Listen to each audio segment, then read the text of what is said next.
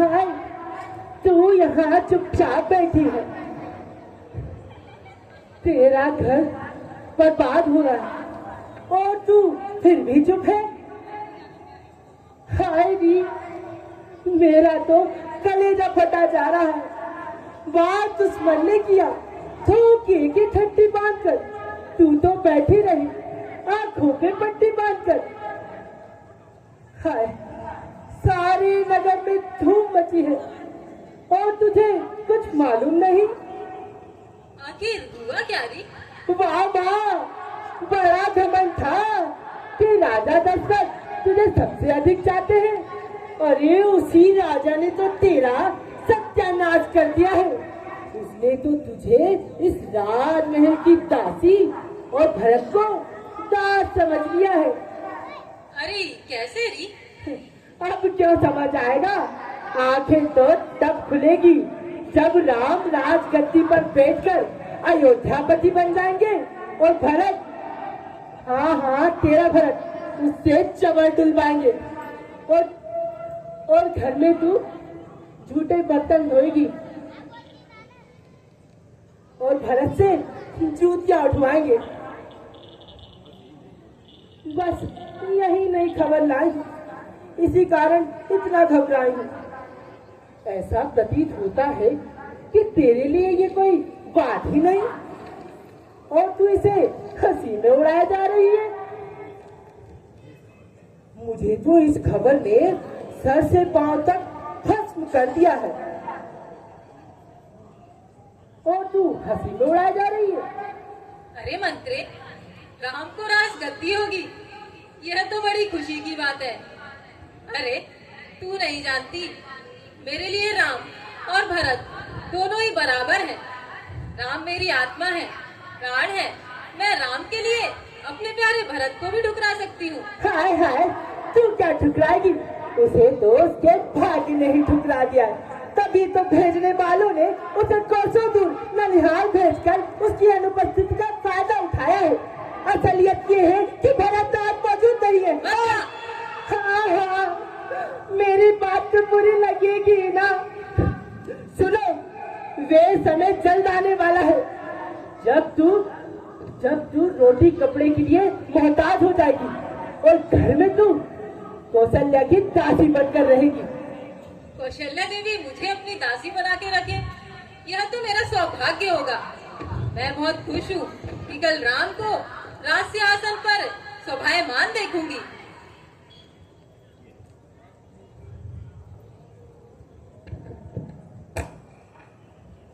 ले, मैं इस खुशी में तुझे अपना हार उपहार में देती हूँ। मैं ऐसे कुशल में उपहार नहीं लेती।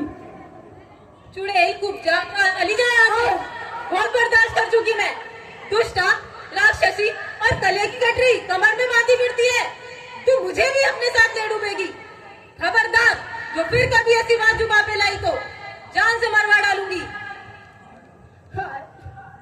मार डालो, मार डालो, मुझे तो ऐसे भी मरना है और वैसे भी मार डालो। ये मैंने क्या किया? इसकी हितकारी बातों का इतना तिरस्कार, एक अनुभवी बुढ़िया को इतनी फटकार। अब मेरा गवाही देता है कि इसकी बातें भेद से खाली नहीं थी, वरना ये इतनी हट करने वाली नहीं थी। मंत्रा, क्या रही मंत्रा? नहीं नहीं, मुझे मार डालो। मैं तुम्हारी दुर्दशा अपने आंखों से नहीं देख सकती। कल्याणी, क्या मुझसे तेरा अपमान हुआ? नहीं नहीं, तेरे साथ भलाई करने में तो ये मेरी मौत का सामान हुआ। मंत्रे, तू उदास ना हो। अगर मैं कोई बात अपनी नादानी में समझ ना सकी तो तू उसे अच्छी तरह समझा। इधर आ।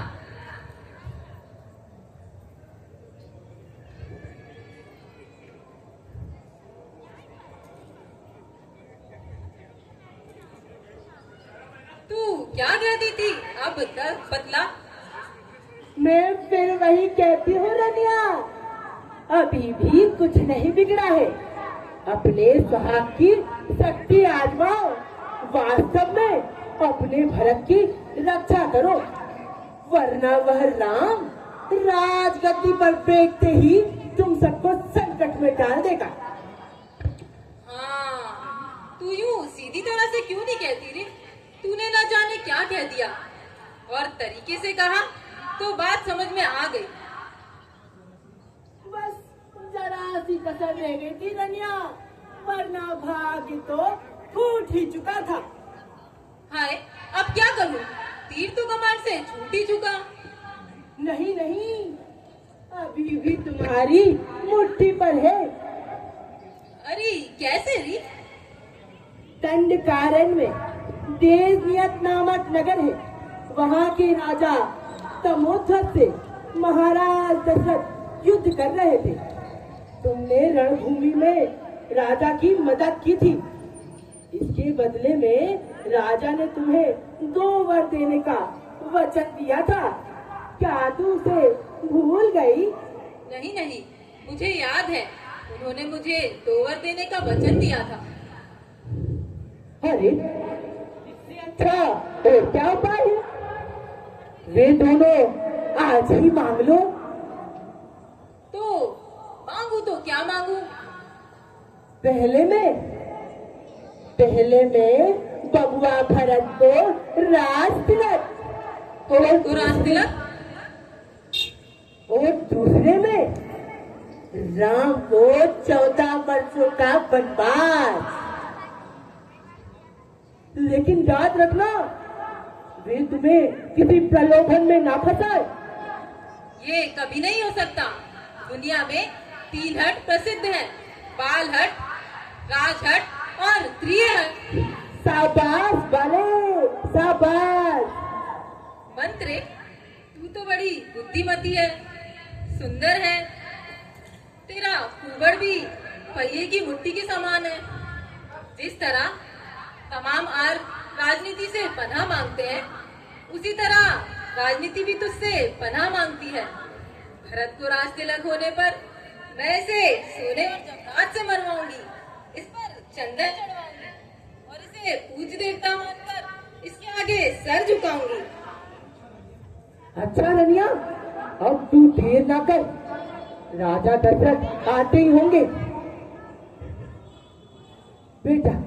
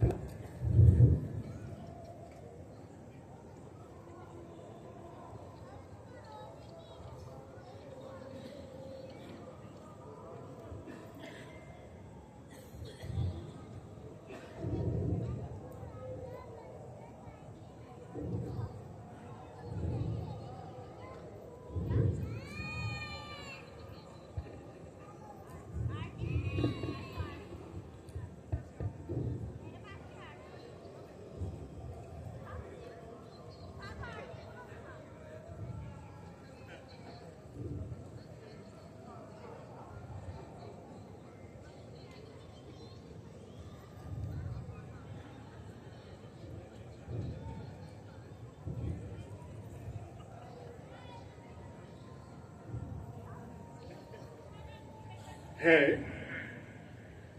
ये क्या? ये बिखरे हुए गहने,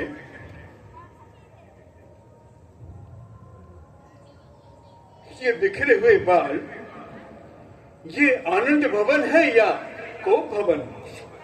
हो प्यारी तुम हो इस शोकजनक दुर्दशा का कारण। मैं कौन तुम्हारी होती हूँ जो मुझे मनाने आए हो? दिल में तो स्वार्थ भरा बातों से मनाने आए हो। अरे तुम मुझसे कहो तो सही, क्या किसी को जान से मरवाना है या किसी भिखारी को अमीर बनाना है? बोलो बोलो, आकाश से उतरी हुई अप्सरा, कुछ तो बोलो। छोड़ दीजिए, मुझे मेरे हाल पे छोड़ दीजिए। ये झूठी मोहब्बत के झूठे रिश्ते तोड़ दीजिए। झूठी मोहब्बत, झूठा रिश्ता? जो मुझे चाहिए वो ना तो आप मुझे दे सकेंगे और ना ही मैं ले सकूंगी। अरे वह कौन सी ऐसी चीज है जो मेरी प्रिय से भी प्यारी है और मैं जिसे देने से इनकार कर सकूं? जुबान और मुंह की मर्दानगी पर तो मामूली आदमी भी अकड़ जाते हैं, लेकिन जब देना पड़ता है तो अच्छे अच्छों के मुंह बिगड़ जाते हैं। अच्छा अच्छा, तुम मुझसे कहो तो सही। अच्छा तो सौगंध खा के कह दीजिए, जो मैं मांगूंगी वही मिलेगा। मुझे अपने खानदान में नहीं नहीं, सारी दुनिया में सबसे प्यारा राम है और मैं उसी राम की सौगंध खाकर कहता हूँ कि तुम जो मांगोगी दूंगा।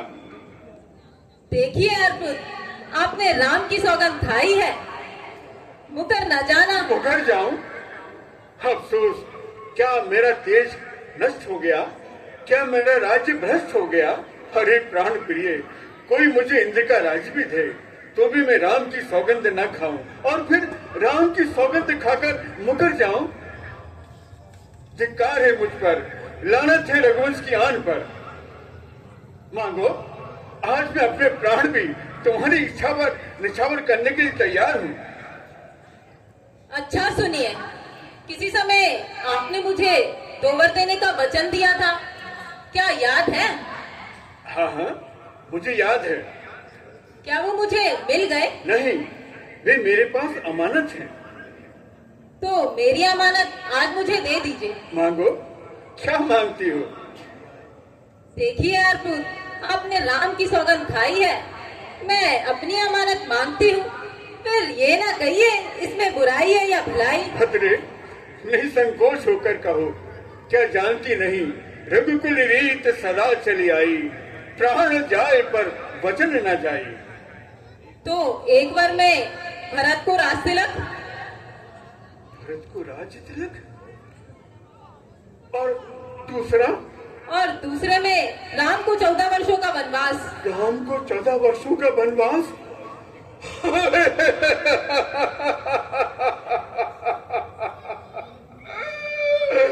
क्या हुआ, चाहते रहे? क्या रघुकुल गमन और मांग का बागन झूठा था? सोचते क्या है? हाँ कहिए या ना? धिक्कार है मुझ पर और तुझ पर भी। इसमें धिक्कार क्यों? क्या इसमें आपको दुख हुआ? क्या राम की औलाद है और भरत को बाजार से खरीदा है? नहीं संसी, दुष्चरित्री, कुल का नाश करने वाली पापीन, हाय राम। सबको सही, परंतु मीठी बोलने वाली नहीं, झूठी शेखी बगाड़ने वाली नहीं। बस बस, जुबान संभाल कर। दुष्टा, तू मेरे ही प्राण लेकर अपनी हसरत मिटा ले, परंतु ईश्वर की खातिर अपने दोनों घरों पर एक बार सोच ले, सोच ले। क्या आपसे कहा नहीं जाता कि ये आपकी बस की बात नहीं जो मुझसे कहलवाते हो? अच्छा अच्छा, देख सुन, हाय मेरा जीवन आधार, कि मुझे विश्वास है कि तुझे अपना सुहाग अपने आप नष्ट करना मंजूर नहीं है। कह दे, जो भी है कह दे। क्या जबरदस्ती कह दूं? तूने जरूर मुझसे कोई हंसी की है। क्या जबरदस्ती कह दूं? तू जरूर कहेगी, मुझे सताकर कहेगी, मुझे रुलाकर कहेगी। कदापि नहीं, या तो राम तपस्वियों का वेश धारण कर वन के लिए जाएंगे या आप मुझे कफन उड़ा के मेरा विमान उठाएंगे। अच्छा अच्छा, देख, तू भरत को राजगद्दी पर बैठा ले, लेकिन राम की खातिर मैं ऐसे नहीं समझती हिले वाले। आखिर तू मेरी अर्धांगिनी है, मुझ पर आए हुए दुखों को, संकट को तू आधा सहन कर ले और राजा मुझ पर डाल दे। जो बर्ताव कौशल्या देवी ने मेरे साथ किया वही मैं उसके साथ करूंगी। उसने मेरे भरत को टालने के लिए ननिहाल भेज दिया। मैं भी राम को वन भिजवा कर ही पानी पीऊंगी। धर्म शास्त्र में पुरुष को केवल एक ही स्त्री रखने का अधिकार है, लेकिन मैंने तीन विवाह कर वैदिक धर्म की मर्यादा को तोड़ा है। हम मुझ पर जितना भी संकट पड़े थोड़ा है। अरे कोई है, मेरे राम को बुलाओ।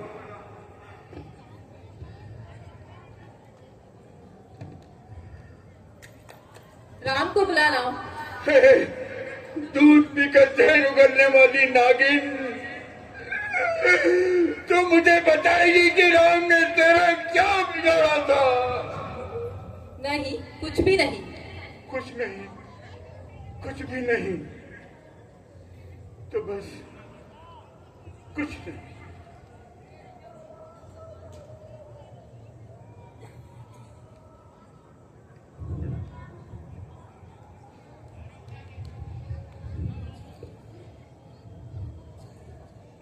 माँ, पिताजी का ये क्या हाल है?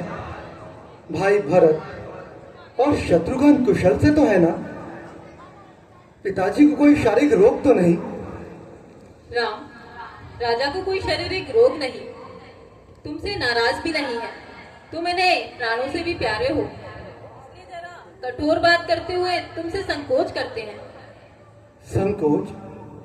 एक आज्ञाकारी पुत्र के आगे संकोच का क्या काम माँ? राम ने तो इसलिए जन्म लिया है कि उसके कामों पर दुनिया पुकार उठे कि पितृभक्ति इसी का नाम है। प्रथम तो ये पिता है, दूसरे गुरु, तीसरे राजा और चौथे हितकारी। इनकी आज्ञा से तो मैं अग्नि कुंड में कूद सकता हूँ, सागर में कूद सकता हूँ, यहाँ तक कि जहर का प्याला भी पी सकता हूँ। पुत्र, तुमसे यही आशा है। मैंने जो कुछ महाराज से सुना वह तुमसे कह देती हूँ, परंतु इस शर्त पर कि तुम इसमें शुभ और अशुभ का विचार नहीं करोगे, मुझ पर कोई लांछन नहीं करोगे, मेरे मुख से कही हुई बातें ऐसे ही समझोगे जैसे पिता के मुख से। माँ, कहिए तो सही। तो सुनो, महाराज ने मुझे 2 वर दिए हैं। एक वर में भरत को राज तिलक। अहो भाग्य, ये सुनकर मेरी आत्मा संतुष्ट हुई माँ। और दूसरा में तुम्हें 14 वर्षों का वनवास। बड़े हर्ष से। शोक केवल इतना है कि इतनी सी बात के लिए पिताजी को दुख हुआ। आप मुझसे कह देती तो दोनों काम हो जाते। जो सामग्री जुटाई गई है उससे भरत का राज तिलक किया जाएगा और तुम तपस्वियों का वेश धारण कर वन के लिए जाओगे। ऐसा ही होगा माँ, परंतु क्या पिताजी मुझसे बोलेंगी भी नहीं? नहीं, इस समय उन्हें अधिक दुख देना ठीक नहीं। क्या तुम अपने पिता की वचन और प्रतिज्ञा को सत्य करना चाहोगे? राम जो कुछ भी कहता है करने के लिए ही कहता है माँ। बड़ा भागी है वे बेटा जो माँ बाप का आज्ञाकारी है। माता, अगर ऐसी आज्ञा है तो जिंदगी पवित्र हमारी है। हम तो खुद सोचा करते थे कि थोड़ी जिंदगी वनों में दें, तब जाने दुख क्या है जब जीवन दुखी जनों में दें। हम सच कहते हैं माता, राज तिलक लगता था भार हमें, वे भरत प्राण प्यारे को है, इसमें अपार आनंद हमें। तो मैं इस शुभ संकल्प में तुम्हारा हाथ बटाती हूँ। क्या तुम कौशल्या देवी से मिलकर जाना चाहोगे? जिसमें आप प्रसन्न हो माँ। जाओ, जल्दी जाओ। ये समय ना ज्यादा मिलन का है, जो राज तिलक का था मुहूर्त वही वन गमन का है। जो आज्ञा माता जी। हाँ, एक आज्ञा और है, मिलकर इसी जगह आना। मैं वन के वस्त्र मंगाती हूँ, वह यहीं पहन जाना। जो आज्ञा माँ।